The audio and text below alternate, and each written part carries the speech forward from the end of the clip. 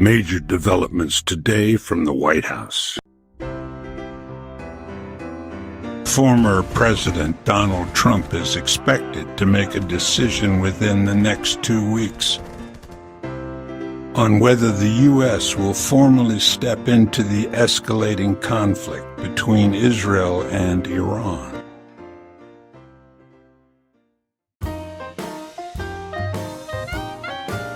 While current President Biden has remained quiet, Trump, who's still actively influencing global policy, has been in closed-door meetings with military advisors.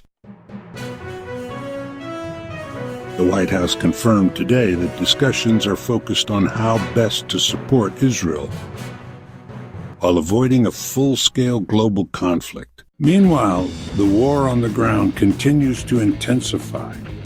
Dozens of Israeli civilians were injured in the latest barrage of missile attacks from Iran. Sources say Trump is weighing several options, from sending air defense systems to launching a targeted strike on Iran's nuclear sites. But critics warn a single misstep could trigger World War III. So what happens next? We may know within 14 days. Stay tuned and subscribe for live updates as this story develops. Hit the bell icon to stay informed.